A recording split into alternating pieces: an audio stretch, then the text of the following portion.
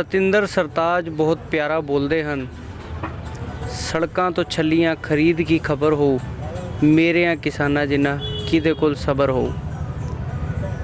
ਪਿਛਲੇ 3 ਮਹੀਨੇ ਤੋਂ ਜਾਂ ਸ਼ਾਇਦ ਉਸ ਤੋਂ ਵੀ ਜ਼ਿਆਦਾ ਸਮੇਂ ਹੋ ਗਿਆ ਕਿਸਾਨਾਂ ਨੂੰ ਆਪਣੇ ਹੱਕਾਂ ਦੀ ਲੜਾਈ ਲੜਦੇ ਹੋਏ, ਜਿਸ ਦੇ ਵਿੱਚ ਸ਼ੁਰੂਆਤ ਤੋਂ ਜਦੋਂ ਤੋਂ ਇਹ ਅੰਦੋਲਨ ਸ਼ੁਰੂ ਹੋਇਆ, ਇੱਕ ਬਠਿੰਡੇ ਦੇ ਸਾਬੋ ਤਲਵੰਡੀ ਦੇ ਰਹਿਣ ਵਾਲੇ ਸ਼ਖਸ ਰਜਵਿੰਦਰ ਸਿੰਘ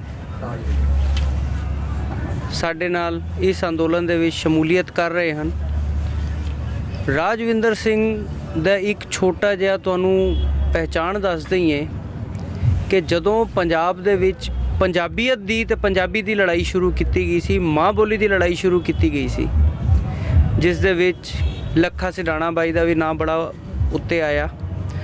ਉਹ ਲੜਾਈ ਸ਼ੁਰੂ ਕਰਨ ਵਾਲੇ ਰਾਜਵਿੰਦਰ ਸਿੰਘ ਅੱਜ ਸਾਡੇ ਨਾਲ ਮੌਜੂਦ ਹਨ। ਇਹ ਉਹੀ ਸ਼ਖਸ ਹਨ ਜੋ ਪਹਿਲੇ ਦਿਨ ਤੋਂ ਕਿਸਾਨੀ ਮੋਰਚਾ ਦੇ ਵਿੱਚ ਸ਼ਮੂਲੀਅਤ ਪਾ ਰਹੇ ਹਨ ਔਰ ਸਬਰ ਰੱਖ ਕੇ ਇਸ ਅੰਦੋਲਨ ਨੂੰ ਸਫਲ ਕਰਨ ਵਾਸਤੇ ਹਰ ਤਰੀਕੇ ਨਾਲ ਮੌਜੂਦ ਰਹੇ ਔਰ ਮੌਜੂਦ ਅੱਗੇ ਰਹਿਣ ਦਾ ਵਾਅਦਾ ਕਰਦੇ ਹਨ। ਆਓ ਅਸੀਂ ਇੱਕ ਛੋਟੀ ਜਿਹੀ ਮੁਲਾਕਾਤ ਕਰਦੇ ਹਾਂ ਬਾਈ ਰਾਜਵਿੰਦਰ ਸਿੰਘ ਨਾਲ। ਬਾਈ ਜੀ, ਸਾਡੇ ਸਾਰੇ ਦਰਸ਼ਕਾਂ ਵੱਲੋਂ ਨਿੱਘਾ ਜੀ ਆਇਆਂ ਨੂੰ। ਵਾਹਿਗੁਰੂ ਜੀ ਕਾ ਖਾਲਸਾ, ਵਾਹਿਗੁਰੂ ਜੀ ਕੀ ਫਤਿਹ। ਰਜਵਿੰਦਰ ਸਿੰਘ ਜੀ, ਤੁਸੀਂ ਸਮੇਂ-ਸਮੇਂ 'ਤੇ ਪੰਜਾਬੀਅਤ ਤੇ ਪੰਜਾਬੀ ਦੇ ਮੁੱਦਿਆਂ 'ਤੇ ਜੋ ਵੀ ਲੜਾਈਆਂ ਛਿੜੀਆਂ, ਅੰਦੋਲਨ ਛਿੜੇ, ਸਰਕਾਰਾਂ ਦੇ ਖਿਲਾਫ ਆਵਾਜ਼ ਚੁੱਕਣ ਵਿੱਚ ਅੱਗੇ ਰਹੇ ਹੋ ਹਮੇਸ਼ਾ। ਇਹ ਪ੍ਰੇਰਣਾ ਕਿੱਥੋਂ ਮਿਲਦੀ ਹੈ ਤੁਹਾਨੂੰ?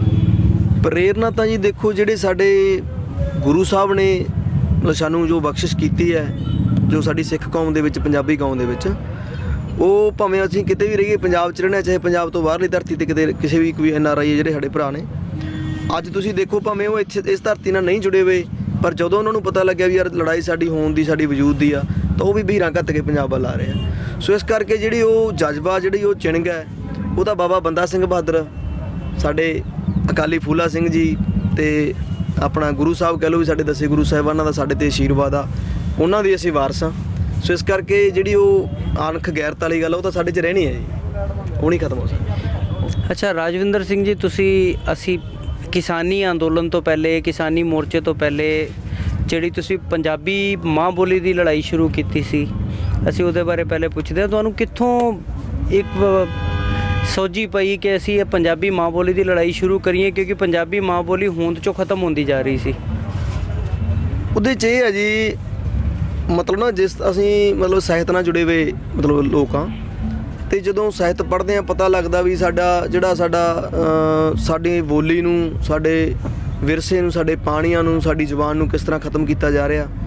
ਜਾਂ ਬਾਕੀ ਦੇਸ਼ਾਂ ਦੇ ਜਾਂ ਬਾਕੀ ਸੂਬਿਆਂ ਦੇ ਜਦੋਂ ਅਸੀਂ ਉਹਨਾਂ ਦੇ ਸਾਰਿਆਂ ਦੇ ਸਟੱਡੀ ਕੀਤੀ, ਤਾਂ ਸਾਨੂੰ ਪਤਾ ਲੱਗਿਆ ਵੀ ਸਾਡੀ ਬੋਲੀ ਹੈ ਜਿਹੜੀ, ਉਹਦੇ ਨਾਲ ਤਾਂ ਨਿਰਾਦਰ, ਉਹਦਾ ਸਤਿਕਾਰ ਨਹੀਂ ਹੋ ਰਿਹਾ, ਕਿਉਂਕਿ ਹਰੇਕ ਸਟੇਟ ਦੀ ਇੱਕ ਆਪਣੀ ਸਟੇਟ ਲੈਂਗੁਏਜ ਹੁੰਦੀ ਹੈ। ਅਤੇ ਉਹ ਜੇ ਪੰਜਾਬ ਦੇ ਵਿੱਚ ਆ ਤਾਂ ਜਿਵੇਂ ਬੰਗਾਲ ਦੇ ਵਿੱਚ ਬੰਗਾਲੀ ਨੂੰ ਉਹ ਮਹੱਤਤਾ ਦਿੰਦੇ ਆ, ਮਹਾਰਾਸ਼ਟਰ 'ਚ ਮਰਾਠੀ ਆ, ਗੁਜਰਾਤ 'ਚ ਗੁਜਰਾਤੀ ਆ, ਹੋਰ ਪੰਜਾਬ 'ਚ ਪੰਜਾਬੀ ਕਿਉਂ ਨਹੀਂ? ਸੋ ਜਦੋਂ ਕਿਉਂ ਦਾ ਸਵਾਲ ਲੱਭਣ ਤੁਰੇ ਤਾਂ ਫਿਰ ਉਹਦੇ 'ਚ ਇਹ ਹੋਇਆ ਵੀ ਯਾਰ ਜੇ ਨਹੀਂ ਲਾਗੂ ਹੋ ਰਹੀ ਤਾਂ ਇਹਨੂੰ ਫਿਰ ਆਪਾਂ ਲਾਗੂ ਕਿਹਨੇ ਕਰਾਉਣਾ? ਅਸੀਂ ਕਰਾਉਣਾ, ਕਿਉਂਕਿ ਅਸੀਂ ਪੰਜਾਬੀ ਮਾਂ ਬੋਲੀ ਦੇ ਪੁੱਤ ਹਾਂ। ਸੋ ਇਸ ਕਰਕੇ ਫਿਰ ਉਹ ਸਾਰੇ ਨੌਜਵਾਨਾਂ ਨੂੰ ਇਕੱਠੇ ਕੀਤਾ ਜੀ। ਇਕੱਠੇ ਕਰਕੇ ਫਿਰ ਅਸੀਂ ਪੂਰੇ 22 ਦੇ 22 ਜ਼ਿਲ੍ਹਿਆਂ ਦੇ DCਆਂ ਨੂੰ ਮੰਗ ਪੱਤਰ ਦਿੱਤੇ, ਮੁੱਖ ਮੰਤਰੀ ਪੰਜਾਬ ਨੂੰ ਵੀ ਭੇਜਿਆ ਵੀ ਜਿਹੜੇ ਇਹ ਪੰਜਾਬੀ ਨੂੰ ਬਣਦਾ ਸਤਿਕਾਰ ਦਿੱਤਾ ਜਾਵੇ। ਅਸੀਂ ਵੈਸੇ ਕਿਸੇ ਬੋਲੀ ਦੇ ਖਿਲਾਫ ਨਹੀਂ, ਅਸੀਂ ਉਹਨਾਂ ਨੂੰ ਇਹ ਗੱਲ ਕਹੀ ਵੀ ਉੱਪਰ ਪੰਜਾਬੀ ਲਿਖ ਕੇ ਥੱਲੇ ਹਿੰਦੀ, ਅੰਗਰੇਜ਼ੀ ਜੋ ਮਰਜ਼ੀ ਲਿਖ ਦਿਓ। ਅਸੀਂ ਖੁਦ ਉਰਦੂ ਸਿੱਖੀ ਹੈ ਜੀ। ਇੱਕ ਵਾਰੀ ਬਰਨਾਲੇ ਦੇ ADC ਸੀਗੇ ਅੰਮ੍ਰਿਤਪਾਲ ਸਿੰਘ ਬਰਾੜ, ਉਹਨਾਂ ਨਾਲ ਸਾਡੀ ਇਸ ਗੱਲ 'ਤੇ ਬਹਿਸ ਵੀ, ਉਹ ਕਹਿੰਦੇ ਯਾਰ ਤੁਸੀਂ ਆਪ ਉਰਦੂ ਸਿੱਖ ਰਹੇ ਹੋ ਅਤੇ ਗੱਲ ਤੁਸੀਂ ਪੰਜਾਬੀ ਨੂੰ ਸਤਿਕਾਰ ਦੇਣ ਦੀ ਕਰ ਰਹੇ ਹੋ। ਅਸੀਂ ਕਿਹਾ ਸਰ ਅਸੀਂ ਉੱਦਾਂ ਕਿਸੇ ਜ਼ੁਬਾਨ ਦੇ ਖਿਲਾਫ ਨਹੀਂ ਹੈਗੇ, ਕਿਉਂਕਿ ਵੱਧ ਤੋਂ ਵੱਧ ਬੋਲੀਆਂ ਸਿੱਖਾਂਗੇ, ਜ਼ੁਬਾਨ ਸਿੱਖਾਂਗੇ, ਸਾਡੇ ਗਿਆਨ 'ਚ ਵਾਧਾ ਹੁੰਦਾ। ਪਰ ਅਸੀਂ ਕਹਿੰਦੇ ਹਾਂ ਵੀ ਜਿੱਥੇ ਬਾਕੀ ਬੋਲੀਆਂ ਸਿੱਖੋ ਕੋਈ ਦਿੱਕਤ ਨਹੀਂ ਹੈਗੀ, ਪਰ ਆਪਦੀ ਮਾਂ ਬੋਲੀ ਦਾ ਸਤਿਕਾਰ ਵੀ ਜ਼ਰੂਰੀ ਹੈ। ਸੋ ਉਹ ਸਤਿਕਾਰ ਨੂੰ ਬਹਾਲ ਕਰਾਉਣ ਲਈ ਫਿਰ ਅਸੀਂ ਜੋ ਵੀ ਕਰ ਸਕਦੇ ਸੀ ਉਹ ਅਸੀਂ ਕੀਤਾ ਜੀ। ਕਿਸੇ ਨੇ ਸਾਡੀ ਗੱਲ ਨਹੀਂ ਸੁਣੀ, ਫਿਰ ਅਸੀਂ ਕਾਲੇ ਪੋਚੇ ਲੈ ਕੇ ਉਹ ਅੰਗਰੇਜ਼ੀ ਦੇ ਉੱਤੇ ਸਾਰੇ ਕਾਲੇ ਪੋਚੇ ਮਾਰਤੇ ਸੀਗੇ। ਉਸ ਕਾਲੇ ਪੋਚਿਆਂ ਦੇ ਵਿੱਚ ਤੁਸੀਂ ਆਪਣੇ 'ਤੇ ਪਰਚੇ ਵੀ ਕਰਵਾਏ, ਮੁਕੱਦਮੇ ਵੀ ਲੜੇ, ਅਤੇ ਹੈ ਨਾ, ਆਪਣਾ ਇੱਕ ਆਮ ਜ਼ਿੰਦਗੀ ਨੂੰ ਛੱਡ ਕੇ ਤੁਸੀਂ ਕੋਰਟ ਕਚਹਿਰੀਆਂ ਦੇ ਵਿੱਚ ਪੈ ਗਏ ਜੀ। ਅਤੇ ਉਸ ਪਾਸੇ ਨੂੰ ਤੁਰਨ ਵਾਸਤੇ ਬਈ ਜਿਹੜੀ ਕਾਨੂੰਨੀ ਤਰੀਕੇ ਨਾਲ ਤੁਸੀਂ ਮੰਗ ਕੀਤੀ ਹੈ ਉਹਦੀ ਸੁਣਵਾਈ ਨਹੀਂ ਹੋ ਰਹੀ, ਅਤੇ ਤੁਸੀਂ ਜਿਹੜਾ ਹੈ ਉਹ ਕਾਲੇ ਪੋਚੇ ਲੈ ਕੇ ਨਿਕਲ ਪਏ, ਉਹ ਤੁਹਾਨੂੰ ਕਿੰਨੇ ਉਸ ਪਾਸੇ ਉਕਸਾਇਆ? ਉਹਦੇ 'ਚ ਫਿਰ ਇਹ ਸੀਗਾ ਜੀ, ਜਦੋਂ ਕਿਉਂਕਿ ਕਹਿੰਦੇ ਸੀ ਨਾ ਵੀ ਜਦੋਂ ਗੁਰੂ ਸਾਹਿਬ ਨੇ ਵੀ ਕਿਹਾ ਵੀ ਜੇ ਤਮਾਮ ਸਾਧਨ ਕਾਰਜ ਕੀਤਿਆਂ ਮਤਲਬ ਸਿਰੇ ਨਹੀਂ ਚੜ੍ਹਦਾ ਤਾਂ ਫਿਰ ਆਪਦਾ ਤੁਸੀਂ ਰੋਜ਼ ਦਾ ਜੋ ਵੀ ਤੁਹਾਡਾ ਸਾਧਨ ਹੋਊਗਾ ਫਿਰ ਉਹ ਜਾਇਜ਼ ਹੀ ਹੋਊਗਾ। ਫਿਰ ਜਦੋਂ ਸਾਡੀ ਕੋਈ ਸੁਣਵਾਈ ਨਹੀਂ ਹੋਈ ਕਿਤੇ, ਕਿਉਂਕਿ ਅਸੀਂ national highway authority of India ਨੂੰ ਵੀ ਇੱਕ ਲੀਗਲ ਨੋਟਿਸ ਕੱਢਿਆ ਸੀਗਾ ਤੇ ਵੀ ਇਸ ਤਰ੍ਹਾਂ ਕਰਕੇ ਜਿਹੜੀਆਂ ਮੇਨ ਸੜਕਾਂ ਬਣੀਆਂ ਨੇ ਇਹਨਾਂ ਦੇ ਜਿਹੜੇ ਤੁਸੀਂ ਪੰਜਾਬੀ ਨੂੰ ਮਤਲਬ ਕਿਤੇ ਹੈ ਹੀ ਨਹੀਂ, ਜੇ ਹੈ ਤਾਂ ਥੱਲੇ ਆ, ਉਹਨੂੰ ਬਣਦਾ ਸਤਿਕਾਰ ਨਹੀਂ ਦਿੱਤਾ ਦਿਓ। ਜਦੋਂ ਫਿਰ ਨਾ ਕੋਈ ਗੱਲ ਬਣੀ ਫਿਰ ਸਾਰੇ ਅਸੀਂ ਇਕੱਠੇ ਹੋ ਕੇ ਬਾਬਾ ਹਰਦੀਪ ਸਿੰਘ ਮਹਿਰਾ ਜਿਹੜੇ ਦਲ ਖਾਲਸਾ ਦੇ ਆਗੂ ਨੇ ਔਰ ਬਾਈ ਲੱਖਾ ਸਿਧਾਣਾ ਤੇ ਉਹ ਜਿਹੜੀ ਸਾਰੇ ਜਿਹੜੇ ਨੌਜਵਾਨ ਸਾਥੀ ਸੀਗੇ, ਫਿਰ ਅਸੀਂ ਸਾਰਿਆਂ ਨੇ ਮਤਲਬ ਫਿਰ ਅਸੀਂ ਕਾਲੇ ਪੋਚੇ ਦਾ ਪ੍ਰੋਗਰਾਮ ਰੱਖਿਆ ਜੀ। ਅੱਛਾ, ਜਿਵੇਂ ਤੁਸੀਂ ਕਿਹਾ ਕਿ ਜਦੋਂ ਕੋਈ ਬਾਕੀ ਸਾਧਨ ਨਾ ਚੱਲਣ ਤੇ ਫਿਰ ਆਪਣਾ ਰੋਸ਼ ਦਾ ਜੋ ਅਸੀਂ ਇੱਥੇ ਕਿਸਾਨੀ ਅੰਦੋਲਨ ਦੇ ਵਿੱਚ ਵੀ ਦੇਖ ਰਹੇ ਹਾਂ, ਹੈ ਨਾ, ਔਰ ਤੁਸੀਂ ਵੀ ਕਿਸਾਨੀ ਅੰਦੋਲਨ ਨਾਲ ਪਹਿਲੇ ਦਿਨ ਤੋਂ ਜੁੜੇ ਹੋਏ ਹੋ, ਤੇ ਕੀ ਸਮਝਦੇ ਹੋ ਕੀ ਸਿੱਟਾ ਨਿਕਲੇਗਾ ਇਸ ਅੰਦੋਲਨ ਦਾ? ਕੀ ਸਰਕਾਰਾਂ ਝੁਕਣਗੀਆਂ? ਕਿਉਂਕਿ ਸਰਕਾਰਾਂ ਨੇ ਤਾਂ ਹੁਣ ਡੈਡਲੌਕ ਪਾਤਾ, ਸਰਕਾਰਾਂ ਤੇ ਅੱਗੇ ਚੱਲ ਨਹੀਂ ਰਹੀਆਂ, ਨਾ ਮੀਟਿੰਗ ਵੱਲ ਕਿਸਾਨ ਵੱਧ ਰਹੇ ਆ ਅੱਗੇ। ਇਹਦੇ 'ਚ ਇਹ ਹੈ ਜੀ, ਦੇਖੋ ਦੋ ਗੱਲਾਂ ਹੁੰਦੀਆਂ, ਇੱਕ ਤਾਂ ਹੁੰਦੀ ਆ ਜਿਹੜੀ ਆਰਮੀ ਫੌਜ ਲੜਦੀ ਆ ਹਥਿਆਰਾਂ ਨਾਲ, ਜਿਹੜਾ ਸ਼ਾਂਤਮਈ ਸੰਘਰਸ਼ ਹੁੰਦਾ ਉਹ ਹਮੇਸ਼ਾ ਇੱਕ ਫਲੋ ਦੇ ਵਿੱਚ ਨਹੀਂ ਬਹਿੰਦਾ ਹੁੰਦਾ, ਉਹ ਕਿਤੇ ਤੇਜ਼ ਹੋ ਗਿਆ ਕਿਤੇ ਸਲੋ ਹੋ ਗਿਆ, ਮਤਲਬ ਇਹ ਚੱਲਦਾ ਰਹਿੰਦਾ ਹੈਗਾ। ਬਾਕੀ ਸਮੇਂ ਦੀ ਸਟ੍ਰੈਟਜੀ ਹੁੰਦੀ ਹੈ, ਮੰਨ ਲਓ ਸਰਕਾਰ ਦੇਖਦੀ ਆ ਵੀ ਇਹ ਪਹਿਲ ਕਰਦੇ ਆ ਕਿ ਆਪਾਂ ਪਹਿਲ ਕਰਦੇ ਆ, ਉਹਨਾਂ ਨੂੰ ਐਂ ਲੱਗਦਾ ਵੀ ਇਹ ਥੱਕ ਗਏ ਜਾਂ ਕਿਵੇਂ, ਹੈ ਨਾ। ਇਹ ਸਮੇਂ ਦੇ ਮੁਤਾਬਕ ਮਤਲਬ ਜਿਵੇਂ ਜਿਵੇਂ ਸਮਾਂ ਬੀਤਦਾ ਉਹਦੇ ਮੁਤਾਬਕ ਕਦੇ ਤੇਜ਼ ਹੋ ਗਿਆ ਕਿਤੇ ਸਲੋ ਹੋ ਗਿਆ, ਇਹ ਚੱਲਦਾ ਰਹਿਣਾ, ਹਮੇਸ਼ਾ ਇੱਕ ਫਲੋ ਦੇ ਵਿੱਚ ਨਹੀਂ ਬਹਿੰਦਾ ਹੁੰਦਾ ਸੰਘਰਸ਼ ਜਿਹੜਾ ਸ਼ਾਂਤਮਈ ਸੰਘਰਸ਼ ਆ। ਸੋ ਇਸ ਕਰਕੇ ਕੋਈ ਇਸ ਤਰ੍ਹਾਂ ਦੀ ਗੱਲ ਨਹੀਂ, ਨੌਜਵਾਨਾਂ ਦੇ ਵਿੱਚ ਲੋਕਾਂ ਦੇ ਵਿੱਚ ਬਹੁਤ ਜੋਸ਼ ਆ ਜੀ, ਬਹੁਤ ਰੋਸ਼ ਆ ਤੇ ਬਹੁਤ ਹੋਸ਼ ਹੈ, ਉਹ ਆਪਾਂ ਦੇਖ ਹੀ ਲਿੱਤਾ ਕਿੰਨਾ ਹੋਸ਼ ਆ। ਔਰ ਜਿਹੜੀ ਗੱਲ ਤੁਸੀਂ ਕਹੀ ਆ ਵੀ ਮੋਦੀ ਸਰਕਾਰ ਦੀ, ਮੈਂ ਥੋੜ੍ਹੀ ਜਿਹੀ ਇਸ ਗੱਲ ਨੂੰ ਕਲੀਅਰ ਕਰਦਾ ਵੀ ਨਾ, ਮੋਦੀ ਆ ਨਾ ਜੀ, ਆਪਾਂ ਇਤਿਹਾਸ ਪੜ੍ਹਿਆ ਗੁਰੂ ਨਾਨਕ ਪਾਤਸ਼ਾਹ ਜੀ ਦਾ ਕਿ ਉਹਨਾਂ ਨੇ ਭਾਈ ਲਾਲੋ ਦੇ ਘਰੇ ਰੋਟੀ ਖਾਧੀ, ਮਲਕ ਭਾਗੋ ਦੀ ਨਹੀਂ ਖਾਧੀ।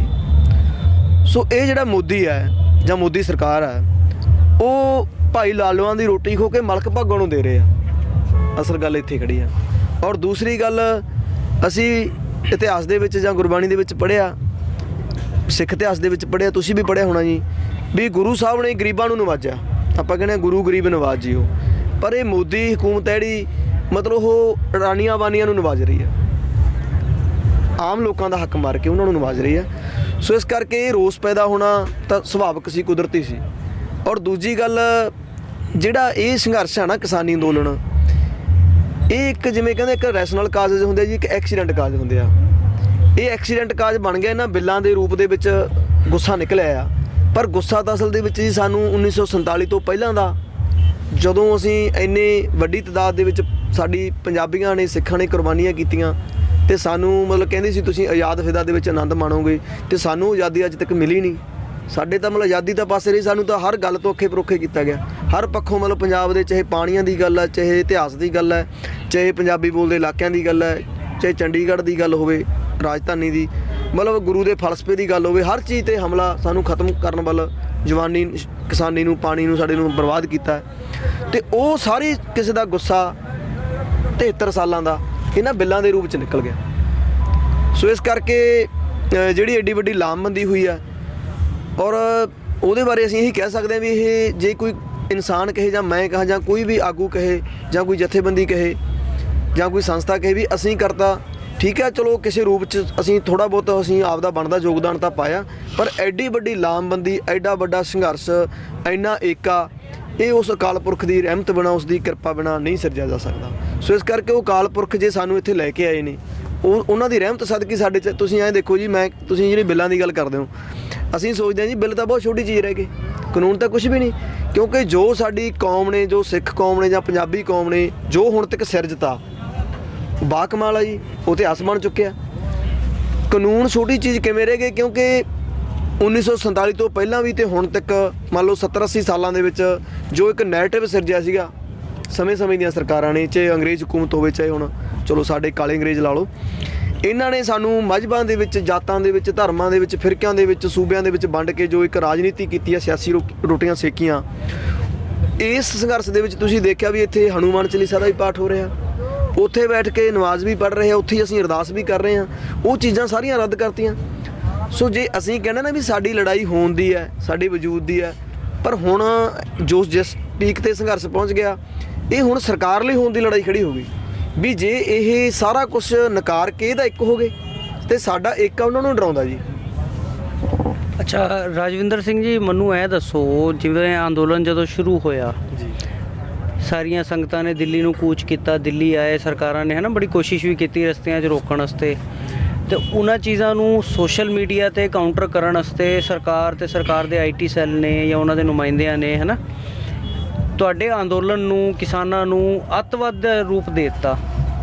ਉਹਦੇ 'ਚ ਕੀ ਸਮਝਦੇ ਹੋ ਕਿ ਉਹ ਕੀ ਸਿਆਸਤ ਸੀ ਸਰਕਾਰਾਂ ਦੀ? ਇਹ ਪਹਿਲੀ ਵਾਰੀ ਨਹੀਂ ਹੋਇਆ, ਪਹਿਲਾਂ ਵੀ ਹੁੰਦਾ ਰਿਹਾ ਤੇ ਹੁਣ ਵੀ ਹੋ ਰਿਹਾ। ਜਦੋਂ ਵੀ ਕਿਸੇ ਵੀ ਲੋਕਾਂ ਨੇ, ਤਬਕੇ ਨੇ ਜਾਂ ਕਿਸੇ ਕੌਮ ਨੇ ਆਪਣੇ ਹੱਕ ਮੰਗੇ ਆ ਤਾਂ ਉਹਨਾਂ ਕੋਲੇ ਇਹੀ ਹੁੰਦਾ ਵੀ ਪ੍ਰਾਪੇ ਕੰਡਾ, ਵੀ ਇਹਨਾਂ ਨੂੰ ਕਿਸੇ ਨਾ ਕਿਸੇ ਲੋਟ ਬਦਨਾਮ ਕਰ ਦਿਓ। ਕਿਉਂਕਿ ਜਿਹੜੀ ਕੋਈ ਵੀ ਸੰਘਰਸ਼ ਜਾਂ ਐਜੀਟੇਸ਼ਨ ਕਾਮਯਾਬ ਉਦੋਂ ਹੁੰਦੀ ਆ ਜਦੋਂ ਆਮ ਲੋਕਾਂ ਦਾ ਸਮਰਥਨ ਮਿਲੇ।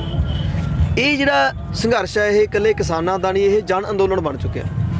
ਸੋ ਜਿੱਡੀ ਵੱਡੀ ਤਾਦਾਦ ਦੇ ਵਿੱਚ ਸਰਕਾਰ ਦਾ ਵਿਰੋਧ ਹੋ ਰਿਹਾ ਪੰਜਾਬ ਜਾਂ ਭਾਰਤ ਦੇ ਵਿੱਚ ਨਹੀਂ ਬਲਕਿ ਅੰਤਰਰਾਸ਼ਟਰੀ ਲੈਵਲ ਤੇ ਵੀ। ਸੋ ਇਸ ਕਰਕੇ ਉਹਨਾਂ ਕੋਲੇ ਫਿਰ ਉਹ ਆਪਦਾ ਵੀ ਤਾਂ ਜ਼ੋਰ ਲਾਉਣਗੇ।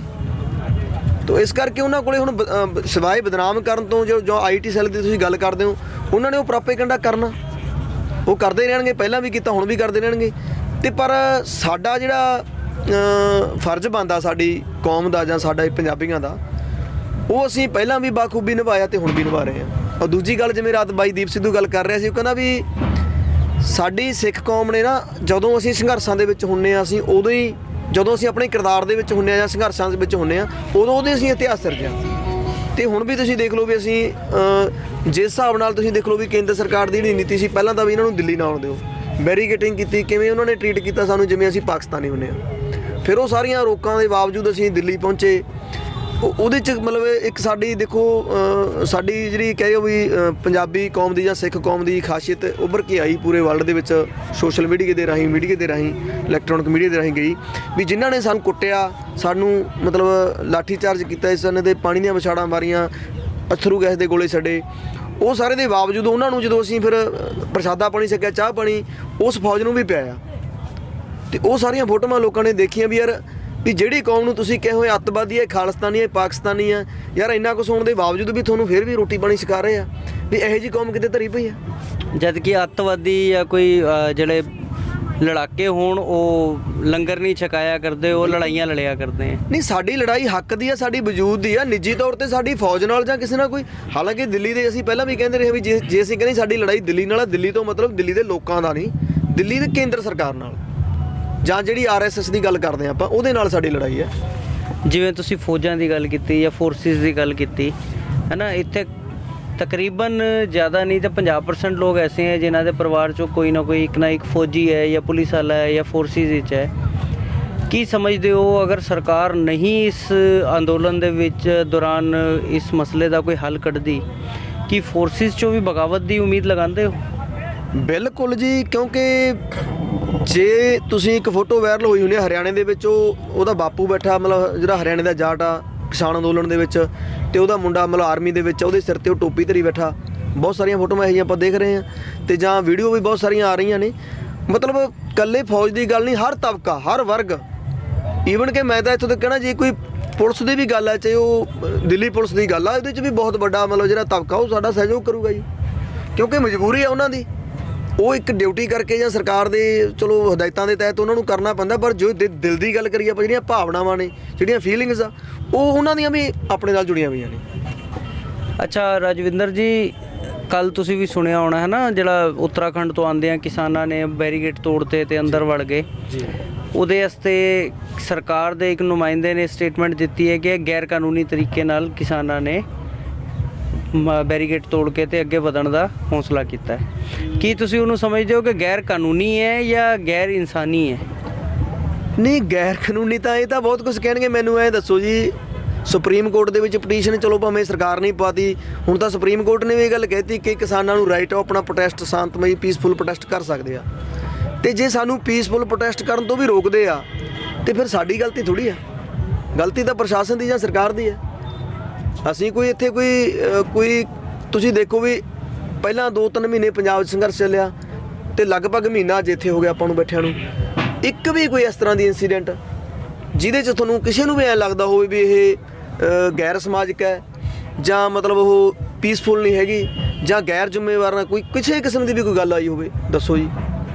ਇੱਥੇ ਸਿੰਘੂ ਬਾਰਡਰ ਦੀ ਮੈਂ ਗੱਲ ਕਰਦਾ, ਬਾਕੀ ਬਾਰਡਰਸ ਦੀ ਨਹੀਂ। ਸਿੰਘੂ ਬਾਰਡਰ ਤੇ ਕੁਝ ਦਿਨ ਪਹਿਲੇ ਕੁਝ ਮੁੰਡੇ ਕੁੜੀਆਂ ਜਿਹੜੇ ਇੱਥੇ ਦੇ ਡਿਪਟੀ ਕਮਿਸ਼ਨਰ ਨੇ, ਡੀਸੀ ਨੇ ਪਲਾਂਟ ਕੀਤੇ ਸੀ, ਉਹਨਾਂ ਉਹ ਫੜੇ ਗਏ ਕੁਝ ਗਲਤ ਹਰਕਤਾਂ ਕਰਦੇ ਹੋਏ, ਜਿਹਦੀ ਇੱਕ ਦੂਸਰਾ ਮੁੰਡਾ ਵੀਡੀਓ ਬਣਾ ਰਿਹਾ ਸੀਗਾ, ਜਿੱਥੋਂ ਲੱਗਦਾ ਹੈ ਕਿ ਉਹ ਸਰਕਾਰਾਂ ਨੇ ਸਿਆਸਤ ਖੇਡੀ ਸੀਗੀ ਇਸ ਮੋਰਚੇ ਨੂੰ ਬਦਨਾਮ ਕਰਨ ਵਾਸਤੇ। ਕੀ ਸਮਝਦੇ ਹੋ, ਹੋਰ ਕਿਸ ਤਰ੍ਹਾਂ ਦੇ ਖੇਡ ਸਰਕਾਰਾਂ ਖੇਡ ਸਕਦੀਆਂ ਜਾਂ ਸਰਕਾਰੀ ਅਫਸਰ ਇਸ ਮੋਰਚੇ ਨੂੰ ਬਦਨਾਮ ਕਰਨ ਵਾਸਤੇ, ਲੋਕਾਂ ਦੇ ਦਿਲੋਂ ਉਤਾਰਨ ਵਾਸਤੇ ਖੇਡ ਕਰਨਗੇ? ਇੱਕ ਤਾਂ ਬਦਨਾਮ ਕਰਨ ਲਈ ਤਾਂ ਉਹ ਦੇਖੋ, ਜਿਵੇਂ ਹੁਣ ਪਰਸੋਂ ਚੌਥੇ ਦੀ ਗੱਲ ਆ, ਮਤਲਬ ਇੱਕ ਕੁੜੀ ਫੜੀ ਆ ਤੇ ਉਹ ਮੁੰਡਿਆਂ ਨੂੰ ਆ ਕੇ ਕਹਿੰਦੀ ਵੀ ਮਤਲਬ ਤੁਸੀਂ ਮੈਨੂੰ ਚਾਹ ਪਿਆਓ, ਕੀ ਹਾਲ ਆ, ਮਤਲਬ ਕੁਛ ਇਸ ਤਰ੍ਹਾਂ ਦੀਆਂ ਸ਼ਬਦਾਵਲੀ ਵਰਤੀ ਜਿਹਦੇ ਕਰਕੇ ਉਹਨਾਂ ਨੂੰ ਸ਼ੱਕ ਪਿਆ ਤੇ ਚਲੋ ਥਾਣੇ ਲੈ ਕੇ ਆਪਣੇ ਆਗੂ ਸੱਦੇ। ਸਟਾਰਟਿੰਗ ਦੇ ਵਿੱਚ ਤਾਂ ਪੁਲਿਸ ਵਾਲੇ ਮਤਲਬ ਉਹਨਾਂ ਤੇ ਪਰਚਾ ਦਰਜ ਕਰਦੇ ਸੀ ਜਾਂ ਮਤਲਬ ਆਪਣੇ ਬਿਆਨ ਲਿਖ ਲੈਂਦੇ ਸੀ। ਹੁਣ ਤਾਂ ਕੇਂਦਰ ਸਰਕਾਰ ਦਾ ਦਿੱਲੀ ਪੁਲਿਸ ਤੇ ਇੰਨਾ ਕੁ ਦਬਾਅ ਕਿ ਉਹ ਕਹਿੰਦੇ ਵੀ ਅਸੀਂ ਕੁਝ ਨਹੀਂ ਕਰ ਸਕਦੇ, ਇੰਨਾ ਹੀ ਕਰ ਸਕਦੇ ਵੀ ਤੁਸੀਂ ਲਿਆਂਦਾ ਲਿਆ ਕੇ ਉਹਨਾਂ ਨੂੰ ਥਾਣੇ ਲੈ ਜਾਵਾਂਗੇ, ਉਦੋਂ ਉਹਨਾਂ ਨੂੰ ਛੱਡ ਦਿੰਦੇ ਆ। ਤੇ ਕਿਸਾਨੀ ਸੰਘਰਸ਼ ਨੂੰ ਤੁਸੀਂ ਐਂ ਦੇਖੋ ਜੀ, ਕਿਤੇ ਤਾਂ ਉਹ ਕਹਿੰਦੇ ਕਿਸਾਨ ਹੀ ਹੈ ਨਹੀਂ। ਪਹਿਲਾਂ ਤਾਂ ਖੱਟਰ ਦਾ ਬਿਆਨ ਆਇਆ ਉਦੋਂ, ਕਹਿੰਦਾ ਜਿਹਦਾ ਪੰਜਾਬ ਵਾਲੇ ਆ, ਹਰਿਆਣੇ ਵਾਲੇ ਤਾਂ ਸਾਡੇ ਕਿਸਾਨ ਹੀ ਨਹੀਂ ਲੱਗੇ। ਉਹ ਫਿਰ ਆਧਾਰ ਕਾਰਡ ਲੈ ਕੇ ਕਿਸਾਨ ਹਰਿਆਣੇ ਵਾਲੇ ਆਏ, ਤੇ ਜਦੋਂ ਹੁਣ ਹਰਿਆਣੇ ਦੇ ਵਿੱਚ ਇਹਦਾ ਵਿਰੋਧ ਹੋ ਰਿਹਾ, ਦੱਸੋ ਕਿਸੇ ਨੇ ਬਾਹਰਲੇ ਪਾਕਿਸਤਾਨ ਵਾਲੇ ਨੇ ਕਰਤਾ? ਇਹਨਾਂ ਦਾ ਮਤਲਬ ਬੋਲਣ ਨਹੀਂ ਦਿੱਤਾ ਜਾ ਰਿਹਾ ਖੱਟਰ ਨੂੰ, ਈਵਨ ਕਿ ਸੀਐਮ ਨੂੰ ਨਹੀਂ ਬੋਲਣ ਦਿੱਤਾ ਜਾ ਰਿਹਾ। ਚਲੋ ਬਾਕੀ ਐਮਐਲਏ ਦੀ ਗੱਲ ਤਾਂ ਛੱਡੋ ਤੁਸੀਂ। ਫਿਰ ਮਤਲਬ ਕਿਤੇ ਕਹਿੰਦੇ ਜੀ ਇਹ ਨਕਲੀ ਕਿਸਾਨ ਆ ਜੀ, ਕਿਤੇ ਕਹਿੰਦੇ ਇਹ ਕਿਸਾਨ ਹੀ ਹੈ ਨਹੀਂ, ਕਿਤੇ ਕਹਿੰਦੇ ਆ ਖਾਲਿਸਤਾਨੀ ਆ, ਕਿਤੇ ਕਹਿੰਦੇ ਆ ਪਾਕਿਸਤਾਨੀ ਆ। ਸੋ ਇਸ ਤਰ੍ਹਾਂ ਦੇ ਪ੍ਰੋਪੇਗੈਂਡੇ ਤਾਂ ਸਰਕਾਰ ਕਰੂਗੀ, ਇਹਦੇ ਤੋਂ ਤੁਸੀਂ ਮੁਨਕਰ ਨਹੀਂ ਹੋ ਸਕਦੇ, ਇਹ ਹੁੰਦੇ ਰਹਿਣਗੇ। ਪਰ ਉਹਦੇ ਲਈ ਸਾਨੂੰ ਸੁਚੇਤ ਹੋਣ ਦੀ ਲੋੜ ਆ। ਜਿਹੜੀਆਂ ਅਸੀਂ ਸਾਡੇ ਆਗੂਆਂ ਨੇ ਮਤਲਬ ਨੌਜਵਾਨਾਂ ਦੀਆਂ ਟੀਮਾਂ ਬਣਾਈਆਂ ਨੇ, ਉਹ ਦਿਨੇ ਵੀ ਰਾਤ ਨੂੰ ਵੀ ਅਲਰਟ ਨੇ, ਚੁਕੰਨੇ ਆ ਅਸੀਂ ਹਰ ਪੱਖੋਂ। ਤੇ ਬਾਕੀ ਜੇ ਫਿਰ ਵੀ ਕੋਈ ਸਮੱਸਿਆ ਆਊਗੀ ਤਾਂ ਅਸੀਂ ਨਜਿੱਠਣ ਲਈ ਉਹਦੇ ਲਈ ਤਿਆਰ ਹਾਂ। ਔਰ ਦੂਜੀ ਗੱਲ ਜਿਹੜੀ ਤੁਸੀਂ ਗੱਲ ਕਹੀ ਆ ਵੀ ਸਰਕਾਰ ਚਾਲਾਂ ਚੱਲਣ ਦੀ, ਉਹਦੇ 'ਚ ਤੁਸੀਂ ਐਂ ਦੇਖ ਲਓ, ਜਿਹੜਾ ਹੁਣ SYL ਦਾ ਮੁੱਦਾ ਚੱਕਿਆ ਇਹਨਾਂ ਨੇ। ਹੁਣ ਹਰਿਆਣੇ ਵਾਲੇ ਕਿਸਾਨ ਕਹਿੰਦੇ ਜੇ ਸਾਡੇ ਕੋਲੇ ਜ਼ਮੀਨ ਹੀ ਨਹੀਂ ਰਹੀ, ਅਸੀਂ ਪਾਣੀ ਕਿੱਥੇ ਲਾਵਾਂਗੇ? ਇਹ ਅੱਜ ਦੀ ਘੜੀ ਸਭ ਤੋਂ ਵੱਡਾ ਮੁੱਦਾ ਕੀ ਆ? ਇਹ ਕਾਨੂੰਨ ਇਹ ਵਾਪਸ ਹੋਣੇ, ਰੱਦ ਹੋਣ। ਉਹ ਬਾਕੀ ਦੀਆਂ ਗੱਲਾਂ ਬਾਅਦ 'ਚ। ਉਹਨਾਂ ਨੇ ਵੀ ਕਹਿਤਾ, ਅਸੀਂ ਵੀ ਸਮਝਦੇ ਵੀ ਹਰਿਆਣੇ ਵਾਲੇ ਸਾਡੇ ਭਰਾ ਨੇ, ਅਸੀਂ ਬੈਠ ਕੇ ਉਹ ਪਾਣੀ ਵਾਲਾ ਮਸਲਾ ਵੀ ਹੱਲ ਕਰ ਲਾਂਗੇ, ਕੋਈ ਗੱਲ ਨਹੀਂ। ਸਮਾਂ ਉਹਨਾਂ ਨੇ ਤਾਂ ਇੱਥੋਂ ਤੱਕ ਕਹਿਤਾ ਵੀ ਯਾਰ ਪੰਜਾਬ ਸਾਡਾ ਵੱਡਾ ਭਰਾ ਤੇ ਜਿਹੜੀ ਸਰਹੱਦ ਆ ਇਹ ਖਤਮ ਕੀਤੀ ਜਾਵੇ। ਸੋ ਸਾਡੇ ਵਿੱਚ ਤਾਂ ਮੈਂ ਇਸੇ ਕਰਕੇ ਕਹਿ ਰਿਹਾ ਜੀ ਵੀ ਜਿਹੜਾ ਇਹ ਬਿੱਲ ਨੇ ਨਾ, ਕਾਨੂੰਨ ਆ, ਇਹ ਤਾਂ ਬਹੁਤ ਛੋਟੇ ਰਹਿ ਗਏ ਜੀ। ਸਾਡੀਆਂ ਭਾਈਚਾਰਕ ਸਾਂਝਾਂ ਕਿੰਨੀਆਂ ਮਜ਼ਬੂਤ ਹੋ ਗਈਆਂ, ਕਿੱਡਾ ਵੱਡਾ ਮਤਲਬ ਇੱਥੋਂ ਇੱਕ ਮੈਸੇਜ ਗਿਆ ਸਾਡੀ ਸਿੱਖ ਕੌਮ ਦਾ, ਪੂਰੇ ਵਰਲਡ ਦੇ ਵਿੱਚ ਸਾਡਾ ਮਤਲਬ ਜਿਹੜਾ ਸਿਰ ਉੱਚਾ ਹੋਇਆ ਤੇ ਪੂਰੇ ਵਰਲਡ ਦੇ ਵਿੱਚ ਸਾਨੂੰ ਮਾਣ ਮਿਲ ਰਿਹਾ, ਸਿਵਾਏ ਕੇਂਦਰ ਸਰਕਾਰ ਨੂੰ ਛੱਡ ਕੇ। ਇਹ ਤਾਂ ਹਰ ਗੱਲ ਨੂੰ ਮਤਲਬ ਕਹਿੰਦੇ ਜੀ। ਇੱਕ ਹੋਰ ਕਹਿ ਰਿਹਾ ਹੁਣ, ਕਹਿੰਦੇ ਇਹ ਰਾਜਨੀਤਿਕ ਵਿਪਕਸ਼ੀ ਦਲ ਕਰ ਰਹੇ ਆ। ਕੱਲ੍ਹ ਤੁਸੀਂ ਬਿਆਨ ਸੁਣਿਆ ਹੋਊਗਾ PM ਦਾ, ਉਹਨਾਂ ਨੇ ਇਸੇ ਗੱਲ 'ਤੇ ਜ਼ੋਰ ਦਿੱਤਾ ਜੀ ਇਹ ਜਿਹੜੇ ਬਿੱਲ ਤਾਂ ਬਹੁਤ ਚੰਗੇ ਆ ਜੀ, ਕਿਸਾਨ ਪੱਖੀ ਹੈ, ਪਰ ਇਹ ਵਿਪਕਸ਼ੀ ਦਲ ਕਰ ਰਹੇ ਆ। ਮੈਂ ਇੱਕ ਹੋਰ ਵੀ ਸਵਾਲ ਕਰਦਾ, ਤੁਹਾਨੂੰ ਵੀ ਸਵਾਲ ਕਰਦਾ ਜੀ। ਮੈਂ ਮੋਦੀ ਸਰਕਾਰ ਨੂੰ ਵੀ ਪੁੱਛਣਾ ਚਾਹੁੰਦਾ, ਜਦੋਂ ਇਹ ਮਤਲਬ GST ਲਾਗੂ ਕੀਤੀ, ਉਦੋਂ ਕਹਿੰਦੇ ਇਹਦੇ ਬਹੁਤ ਫਾਇਦੇ ਆ ਜੀ। ਵਪਾਰੀਆਂ ਨੇ ਵਿਰੋਧ ਕੀਤਾ, ਕਹਿੰਦੇ ਵਪਾਰੀਆਂ ਨੂੰ ਸਮਝ ਨਹੀਂ ਆਈ। ਚਲੋ ਠੀਕ ਆ, ਮੰਨ ਲੈਂਦੇ ਆ ਗੱਲ। ਵੈਸੇ ਇਹ ਗੱਲ ਮੰਨਣ ਚਾਹੁੰਦੇ ਨਹੀਂ, ਕਿਉਂਕਿ ਜਿਹੜੇ ਬਿਜ਼ਨਸਮੈਨ ਬੰਦੇ ਆ ਹੈ ਨਾ, ਉਹਨਾਂ ਦਾ ਦਿਮਾਗ ਆ ਤਾਂ ਹੀ ਬਿਜ਼ਨਸ ਕਰ ਰਿਹਾ ਨਾ। ਉਹ ਇਹ ਕਿਵੇਂ ਹੋ ਸਕਦਾ ਵੀ ਉਹਨਾਂ ਦੀ ਗੱਲ ਕੋਈ ਸਮਝ ਨਾ? ਚਲੋ ਮੰਨ ਲੈਂਦੇ ਆ ਮੋਦੀ ਦੀ ਗੱਲ ਨੂੰ ਵੀ ਨਹੀਂ ਸਮਝ ਲੱਗੀ, ਠੀਕ ਹੈ। ਉਸ ਤੋਂ ਬਾਅਦ ਦੇ ਵਿੱਚ ਫਿਰ ਨੋਟਬੰਦੀ ਕੀਤੀ, ਕਹਿੰਦੇ ਜੀ ਕਾਲਾ ਧਨ 100 ਦਿਨਾਂ 'ਚ ਬਾਹਰ ਆ ਜਾਊਗਾ। ਲੋਕਾਂ ਨੇ ਬੜਾ ਵਿਰੋਧ ਕੀਤਾ, ਬਹੁਤ ਕੁਝ ਹੋਇਆ, ਬੜਾ ਨੁਕਸਾਨ ਹੋਇਆ। ਉਦੋਂ ਵੀ ਕਹਿੰਦੇ ਜੀ ਬਹੁਤ ਚੰਗੀ ਆ ਨੋਟਬੰਦੀ ਦਾ, ਪਰ ਲੋਕਾਂ ਨੂੰ ਸਮਝ ਨਹੀਂ ਆਈ। ਠੀਕ ਆ, ਚਲੋ ਮੰਨ ਲੈਂਦੇ ਹਾਂ ਗੱਲ। ਉਸ ਤੋਂ ਬਾਅਦ ਦੇ ਵਿੱਚ ਫਿਰ ਜੰਮੂ ਕਸ਼ਮੀਰ ਦੇ ਵਿੱਚ ਧਾਰਾ 370 ਤੋੜੀ, ਉਹਨਾਂ ਤੇ ਕਿੰਨਾ ਤਸ਼ੱਦਦ ਕੀਤਾ। ਉਹ ਵੀ ਕਹਿੰਦੇ ਜੀ ਕਸ਼ਮੀਰ ਵਾਲਿਆਂ ਨੂੰ ਸਮਝ ਨਹੀਂ ਆਇਆ, ਪਰ ਬਹੁਤ ਚੰਗਾ ਕੀਤਾ ਸੀ। ਚਲੋ ਉਹ ਵੀ ਮੰਨ ਲੈਂਦੇ ਹਾਂ ਗੱਲ। ਉਸ ਤੋਂ ਬਾਅਦ ਦੇ ਵਿੱਚ ਫਿਰ CAA NRC ਜਿਹੜਾ ਲੈ ਕੇ ਆਏ ਨੇ, ਉਹਦੇ ਤੇ ਆਪਾਂ ਕੀ ਕੁਝ ਦੇਖਿਆ, ਸਾਰਾ ਕੁਝ ਬਹੁਤ ਕੁਝ ਹੋਇਆ, ਤਸ਼ੱਦਦ ਹੋਇਆ। ਉਹ ਵੀ ਕਹਿੰਦੇ ਬਹੁਤ ਚੰਗਾ ਕੀਤਾ ਜੀ, ਪਰ ਲੋਕਾਂ ਨੂੰ ਸਮਝ ਨਹੀਂ ਆਇਆ। ਤੇ ਹੁਣ ਗੱਲ ਆ ਗਈ ਕਿਸਾਨੀ ਬਿੱਲਾਂ ਦੀ। ਉਹ ਕਹਿੰਦੇ ਵੀ ਇਹ ਵੀ ਜਿਹੜੇ ਬਿੱਲ ਹੈ ਕਿਸਾਨਾਂ ਨੂੰ ਸਮਝ ਨਹੀਂ ਲੱਗ ਰਹੇ। ਮੈਂ ਫਿਰ ਪੁੱਛਣਾ ਚਾਹੁੰਦਾ ਵੀ ਮੋਦੀ ਸਰਕਾਰ ਕੋਲੇ ਵੀ ਤੁਹਾਡੇ ਕੋਲ ਹੀ ਦਿਮਾਗ ਆ ਗਿਆ, ਬਾਕੀ ਤਾਂ ਫਿਰ ਕਿਸੇ ਕੋਲੇ ਵੀ ਦਿਮਾਗ ਨਹੀਂ। ਕਿਸਾਨਾਂ ਦੀ ਤੁਸੀਂ ਛੱਡੋ, ਮੈਂ ਕਹਿੰਦਾ ਹਾਈ ਕੋਰਟ ਦੇ ਵਕੀਲਾਂ ਨੇ ਸਪੋਰਟ ਕਰਤੀ, ਸੁਪਰੀਮ ਕੋਰਟ ਦੇ ਵਕੀਲਾਂ ਨੇ ਸਪੋਰਟ ਕਰਤੀ, ਕੁਝ ਸਾਬਕਾ ਜੱਜ ਵੀ ਸਪੋਰਟ ਕਰ ਰਹੇ ਨੇ। ਤੇ ਜਿਹੜੇ ਤੁਸੀਂ ਕਹਿ ਰਹੇ ਹੋ ਵਿਪਕਸ਼ੀ ਦਲ ਆ, ਤੁਸੀਂ ਐਂ ਦੇਖੋ ਪੰਜਾਬ ਦੇ ਵਿੱਚ ਖੁਦ BJP ਦੇ ਬਹੁਤ ਵੱਡੇ ਪੰਜਾਬ ਪੱਧਰ ਦੇ ਆਗੂਆਂ ਨੇ ਵੀ ਅਸਤੀਫੇ ਦੇ ਦਿੱਤੇ। ਜੇ ਤੁਸੀਂ ਕਹਿ ਰਹੇ ਹੋ ਵੀ ਇਹ ਜਿਹੜਾ ਵਿਰੋਧ ਆ ਇਹ ਵਿਪਕਸ਼ੀ ਕਰ ਰਹੇ ਆ, ਤੇ ਫਿਰ ਤੁਹਾਡੇ ਉਹ ਅਸਤੀਫੇ ਕਿਉਂ ਦੇ ਰਹੇ ਆ? BJP ਦੇ ਖੁਦ ਮਤਲਬ ਆਗੂ ਜਿਹੜੇ ਪੰਜਾਬ ਲੈਵਲ ਦੇ ਆਗੂ ਨੇ, ਉਹ ਅਸਤੀਫੇ ਦੇ ਰਹੇ ਨੇ, ਉਹ ਤਾਂ ਤੁਹਾਡੇ ਆ ਨਾ, ਫਿਰ ਉਹ ਕਿਉਂ ਅਸਤੀਫੇ ਦੇ ਰਹੇ ਆ? ਸੋ ਬਿਨਾਂ ਸਿਰ ਪੈਰ ਦੇ ਗੱਲਾਂ ਕਰਨੀਆਂ। ਅਸਲ ਦੇ ਵਿੱਚ ਸਰਕਾਰ ਆ ਜਿਹੜੀ ਬੁਖਲਾਹਟ ਦੇ ਵਿੱਚ ਆ ਜੀ, ਉਹ ਇਸ ਤਰ੍ਹਾਂ ਦੇ ਮਤਲਬ ਬਿਆਨ ਦੇ ਰਹੀ ਆ, ਤੇ ਆਉਣ ਵਾਲੇ ਸਮੇਂ 'ਚ ਵੀ ਆਉਣਗੇ, ਪਰ ਇਹਦਾ ਆਧਾਰ ਕੋਈ ਨਹੀਂ ਹੈਗਾ। ਉਹ ਆਪਾਂ ਸਾਰੀ ਦੁਨੀਆ ਨੂੰ ਪਤਾ। ਦਿੱਲੀ ਦੇ ਤੁਸੀਂ ਆਮ ਲੋਕ ਜਿਹੜੇ ਸਮਾ ਕੇ ਸਪੋਰਟ ਕਰ ਰਹੇ ਵੀ ਕੋਈ ਪ੍ਰੋਬਲਮ ਨਹੀਂ, ਬੈਠੇ ਆ ਵਧੀਆ, ਕੋਈ ਪੀਸਫੁਲ, ਕੋਈ ਦਿੱਕਤ ਨਹੀਂ ਹੈਗੀ, ਕਿਸੇ ਨੂੰ ਕੋਈ ਪਰੇਸ਼ਾਨੀ ਨਹੀਂ ਹੈਗੀ, ਸਾਰੇ ਸਹਿਯੋਗ ਕਰ ਰਹੇ, ਸਮਾਂ ਮਾਣ ਮਹਿਸੂਸ ਕਰ ਰਹੇ ਆ। ਤੇ ਜਿਵੇਂ ਕਿ ਤੁਸੀਂ ਪੰਜਾਬ ਦੇ ਵਿੱਚ ਇੱਕ ਨੌਜਵਾਨਾਂ ਦਾ ਫੇਸ ਮੰਨੇ ਜਾਂਦੇ ਹੋ ਤੇ ਦਿੱਲੀ ਦੇ ਨੌਜਵਾਨਾਂ ਨੂੰ ਵੀ ਕੋਈ ਅਪੀਲ ਕਰਨੀ ਚਾਹੋਗੇ ਸਾਡੇ ਚੈਨਲ ਦੇ ਮਾਧਿਅਮ ਰਾਹੀਂ, ਤਾਂ ਕਿ ਜਿਹੜੇ ਲੋਕ ਇਸ ਟਾਈਮ ਨਹੀਂ ਮੁੱਦਾ ਸਮਝ ਪਾ ਰਹੇ ਕਿ ਪੰਜਾਬ ਲੋਕਾਂ ਨੇ ਪੰਜਾਬ ਦਾ ਇਹ ਮੁੱਦਾ ਬਣਾ ਲਿਆ, ਜਦ ਕਿ ਇਹ ਸਾਰੇ ਦੇਸ਼ ਤੋਂ ਕਿਸਾਨਾਂ ਦੀ ਆਵਾਜ਼ ਬੁਲੰਦ ਹੋ ਰਹੀ ਹੈ, ਕੋਈ ਅਪੀਲ ਦੇਣੀ ਚਾਹੋਗੇ? ਹਾਂਜੀ, ਮੈਂ ਉਹਨਾਂ ਨੂੰ ਇਹੀ ਇੱਕੋ ਹੀ ਬੇਨਤੀ ਕਰਨਾ ਚਾਹਣਾ, ਸਾਡੇ ਸਾਰੇ ਉਹ ਨੌਜਵਾਨ ਭਰਾਵਾਂ ਨੂੰ, ਭੈਣਾਂ ਨੂੰ, ਵੱਡਿਆਂ ਛੋਟਿਆਂ ਨੂੰ, ਬਜ਼ੁਰਗਾਂ ਨੂੰ, ਮਾਵਾਂ ਨੂੰ, ਵੀ ਜਿਹੜੀ ਆਪਾਂ ਪਹਿਲਾਂ ਵੀ ਪੰਜਾਬ 'ਚ ਬੋਲਦੇ ਰਹੇ ਵੀ ਜਿਹੜੇ ਅਸੀਂ ਕਹਿ ਰਹੇ ਵੀ ਇਹ ਕਿਸਾਨੀ ਬਿੱਲ ਆ, ਕਿਸਾਨਾਂ ਨੂੰ ਖਤਰਾ, ਖੇਤੀ ਬਿੱਲ ਨੇ, ਇਹਦੇ ਨਾਲ ਇਕੱਲੀ ਖੇਤੀ ਖਤਮ ਨਹੀਂ ਹੋਣੀ। ਹਰ ਉਹ ਇਨਸਾਨ ਜਿਹੜਾ ਭੋਜਨ ਕਰਦਾ, ਚਾਹੇ ਉਹ ਰੋਟੀ ਖਾਂਦਾ, ਚਾਹੇ ਉਹ ਪੀਜ਼ੇ ਬਰਗਰ ਖਾਂਦਾ, ਜਦੋਂ ਖੇਤੀ ਸੈਕਟਰ ਦੇ ਵਿੱਚ ਇਹਨਾਂ ਦੀ ਮੋਨੋਪੋਲੀ ਹੋ ਗਈ ਅਡਾਨੀਆਂ ਵਾਨੀਆਂ ਦੀ, ਤਾਂ ਅੱਜ ਜੇ 30 ਜਾਂ 40 ਜਾਂ 50 ਰੁਪਏ ਕਿਲੋ ਸਾਨੂੰ ਆਟਾ ਮਿਲਦਾ, ਇਹ ਆਟਾ 150 200 ਰੁਪਏ ਕਿਲੋ ਵਿਕਣਾ ਹੈਗਾ। ਤੇ ਹਰ ਉਹ ਇਨਸਾਨ ਪ੍ਰਭਾਵਿਤ ਹੋਊਗਾ ਜਿਹੜਾ ਅਨਾਜ ਖਾਂਦਾ, ਰੋਟੀ ਖਾਂਦਾ, ਕਿਉਂਕਿ ਅੰਨ ਤਾਂ ਹਰੇਕ ਨੇ ਖਾਣਾ ਜੀ, ਖਾਣੇ ਬਿਨਾਂ ਤਾਂ ਸਰਦਾ ਨਹੀਂਗਾ। ਬਿਲਕੁਲ। ਸੋ ਇਸ ਕਰਕੇ ਉਹਨਾਂ ਨੂੰ ਅਸੀਂ ਬੇਨਤੀ ਕਰਦੇ ਹਾਂ ਵੀ ਜਿਹੜੀ ਇਹ ਲੜਾਈ ਹੈ, ਇਹ ਨਾ ਸੋਚੋ ਵੀ ਇਹ ਇਕੱਲੀ ਕਿਸਾਨਾਂ ਦੀ ਲੜਾਈ ਹੈ। ਤੁਸੀਂ ਇੱਕ ਹੋਰ ਦੇਖੋ ਵੀ ਜੇ ਇਹ ਕਹਿੰਦੇ ਵੀ ਇਹ ਵਿਪਕਸ਼ੀ ਦਲ ਕਰ ਰਿਹਾ, ਪੰਜਾਬ ਦੀ ਬਹੁਤ ਮਤਲਬ ਵੱਡੀ ਤਾਦਾਦ ਦੇ ਵਿੱਚ ਜਿਹੜੀ ਆੜਤੀ ਐਸੋਸੀਏਸ਼ਨ ਆ, ਉਹ ਵੀ ਮਤਲਬ ਸਾਡੇ ਜਿਹੜੇ ਹਿੰਦੂ ਭਾਈ ਆ ਮਤਲਬ ਸਾਡੇ ਸਪੋਰਟ ਦੇ ਵਿੱਚ ਆ ਗਏ, ਹੈ ਨਾ।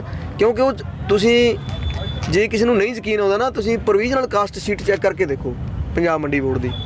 ਉਹਦੇ 'ਚ ਕੀ ਹੁੰਦਾ ਸੀ ਅੱਗੇ, ਜਦੋਂ ਮਤਲਬ ਸਰਕਾਰੀ ਖਰੀਦ ਹੁੰਦੀ ਕਣਕ ਝੋਨੇ ਦੀ, ਉਹਦੇ 'ਚ 3% ਮਤਲਬ ਸੀਗੀ ਪੇਂਡੂ ਵਿਕਾਸ ਫੰਡ, ਤੇ 3% ਮਾਰਕੀਟ ਕਮੇਟੀ ਫੰਡ, 2.5% ਆੜਤ ਸੀ, ਟੋਟਲ 8.5% ਸੀ।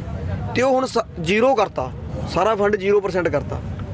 ਇਹਦਾ ਮਤਲਬ ਕੀ ਹੈ ਵੀ ਜਦੋਂ ਉਹ ਸਾਰਾ ਫੰਡ ਜ਼ੀਰੋ ਹੋ ਗਿਆ ਤਾਂ ਉਹਦੇ ਨਾਲ ਫਿਰ ਆੜਤੀਏ ਵੀ ਪ੍ਰਭਾਵਿਤ ਹੋਣਗੇ। ਸੋ ਇਸ ਕਰਕੇ ਜਦੋਂ ਇਹ ਫੰਡ ਸਾਨੂੰ ਨਾ ਮਿਲਿਆ, ਜਿਹੜਾ ਪਿੰਡਾਂ ਦਾ ਵਿਕਾਸ ਆ ਉਹ ਵੀ ਰੁਕ ਜਾਣਾ, ਗਲੀਆਂ ਨਾਲੀਆਂ ਉੱਥੋਂ ਹੀ ਬਣਨੀਆਂ ਨੇ, ਤੇ ਮਾਰਕੀਟ ਕਮੇਟੀ ਦੇ ਜਿਹੜੇ ਮੰਡੀਆਂ ਨੇ ਉਹਨਾਂ ਦਾ ਵੀ ਵਿਕਾਸ ਰੁਕ ਜਾਣਾ।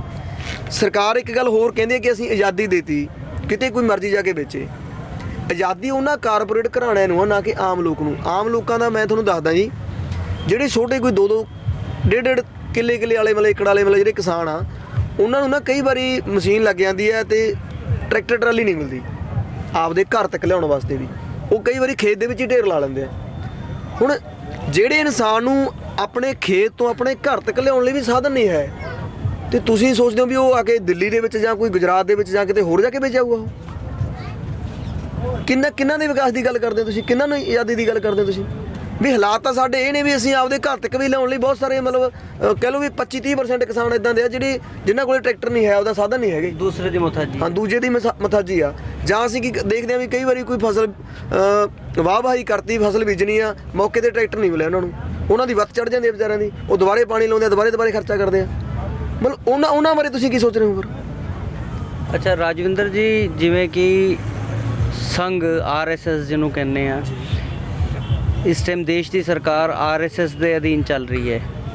RSS ਆਪ ਆਪਣੇ ਹਰ ਜਗ੍ਹਾ ਪ੍ਰੋਪੇਗੈਂਡਾ 'ਚ ਕਹਿੰਦੀ ਹੈ ਕਿ ਕਿਸਾਨੀ ਇੱਕ ਧਰਮ ਹੈ ਨਾ, ਔਰ ਹਰ ਧਰਮ ਕਹਿੰਦਾ ਹੈ ਕਿ ਧਰਮ ਦੀ ਰੱਖਿਆ ਵਾਸਤੇ ਕੁਰਬਾਨ ਹੋਣਾ ਗਲਤ ਨਹੀਂ ਹੈ, ਧਰਮ ਦੀ ਰੱਖਿਆ ਦੀ ਲੜਾਈ ਲੜਨਾ ਗਲਤ ਨਹੀਂ ਹੈ। ਤੇ ਉਸ ਨਜ਼ਰੀਏ ਨਾਲ ਕੀ ਸਮਝਦੇ ਹੋ, ਜੇ ਕੱਲ ਨੂੰ ਕੋਈ ਕੁਰਬਾਨੀਆਂ ਦੇਣ ਦੀ ਲੋੜ ਪੈਂਦੀ ਹੈ ਤੇ ਕੁਰਬਾਨੀਆਂ ਦੇਣ ਵਾਸਤੇ ਤਿਆਰ ਹੋ? ਬਿਲਕੁਲ ਜੀ, ਸਾਡਾ ਤਾਂ ਇਤਿਹਾਸ ਪੜ੍ਹ ਕੇ ਦੇਖੋ ਜੀ, ਮਤਲਬ ਲੜਾਈ ਇਕੱਲੀ ਹਥਿਆਰਾਂ ਦੀ ਨਹੀਂ ਹੁੰਦੀ, ਲੜਾਈ ਵਿਚਾਰਾਂ ਦੀ ਵੀ ਹੁੰਦੀ ਆ। ਤੇ ਵਿਚਾਰਾਂ ਦੀ ਲੜਾਈ ਦੇ ਵਿੱਚ ਸਾਡੇ ਗੁਰੂ ਅਰਜਨ ਦੇਵ ਸਾਹਿਬ ਨੇ, ਤੁਸੀਂ ਆਪਾਂ ਦੇਖਿਆ ਵੀ ਗੁਰੂ ਤੇਗ ਬਹਾਦਰ ਸਾਹਿਬ ਦੇਖ ਲਓ ਵੀ ਉਹਨਾਂ ਨੇ ਦਿੱਲੀ ਜਾ ਕੇ ਸੀਸ ਕਟਾਇਆ ਜੀ, ਉਹ ਵਿਚਾਰਾਂ ਦੀ ਲੜਾਈ ਸੀ ਨਾ, ਹਥਿਆਰਾਂ ਦੀ ਤਾਂ ਹੈ ਨਹੀਂ ਸੀ। ਸੋ ਜੇ ਸਾਡੇ ਗੁਰੂ ਸਾਹਿਬ ਮਤਲਬ ਪੀਸਫੁਲ ਸ਼ਾਂਤਮਈ ਹੋ ਕੇ ਏਡੀ ਵੱਡੀ ਕੁਰਬਾਨੀ ਕਰ ਸਕਦੇ ਆ, ਤਾਂ ਫਿਰ ਅਸੀਂ ਕਿਉਂ ਨਹੀਂ ਕਰ ਸਕਦੇ? ਅਸੀਂ ਬਿਲਕੁਲ ਕਰਾਂਗੇ ਜੀ। ਐਸੀ ਜੀ ਕੁੰਡਲੀ ਬਾਰਡਰ ਤੋਂ ਸਾਡੇ ਨਾਲ ਰਾਜਵਿੰਦਰ ਸਿੰਘ ਜੀ, ਜੋ ਕਹਿੰਦੇ ਹੈ ਕਿ ਸਰਕਾਰ ਕਿਸਾਨਾਂ ਦਾ ਵੱਡਾ ਅੰਦੋਲਨ, ਵੱਡਾ ਰੋਸ਼ ਦੇਖ ਕੇ ਬੁਖਲਾ ਗਈ ਹੈ, ਔਰ ਅਸੀਂ ਵਿਚਾਰਾਂ ਦੀ ਲੜਾਈ ਲੜ ਰਹੇ ਹਾਂ, ਹਥਿਆਰਾਂ ਦੀ ਨਹੀਂ, ਔਰ ਵਿਚਾਰਾਂ ਦੀ ਲੜਾਈ ਦੇ ਵਿੱਚ ਅਸੀਂ ਕੁਰਬਾਨੀਆਂ ਦੇਣ ਲਈ ਵੀ ਤਿਆਰ ਹਾਂ। ਮੈਂ ਮੰਕਨਦੀਪ ਸਿੰਘ ਕੁੰਡਲੀ ਬਾਰਡਰ ਤੋਂ ਆਪਣੇ ਕੈਮਰਾਮੈਨ ਜਸਵਿੰਦਰ ਸਿੰਘ ਦੇ ਨਾਲ। ਵਾਹਿਗੁਰੂ ਜੀ ਕਾ ਖਾਲਸਾ, ਵਾਹਿਗੁਰੂ ਜੀ ਕੀ ਫਤਿਹ। ਸਿੱਖ ਜਗਤ ਨਾਲ ਜੁੜੇ ਹਰ ਪੰਥਕ ਮਸਲੇ ਨਾਲ ਅਪਡੇਟ ਰਹਿਣ ਵਾਸਤੇ ਸਬਸਕ੍ਰਾਈਬ ਕਰੋ ਸਾਡਾ ਚੈਨਲ ਸਿੱਖ ਮਸਲੇ, ਤੇ ਨਾਲ ਦਿੱਤੇ ਬੈਲ ਆਈਕਨ ਨੂੰ ਪ੍ਰੈਸ ਕਰੋ ਤਾਂ ਕਿ ਹਰ ਵੀਡੀਓ ਦਾ ਨੋਟੀਫਿਕੇਸ਼ਨ ਆਪ ਜੀ ਤੱਕ ਪਹੁੰਚ ਸਕੇ।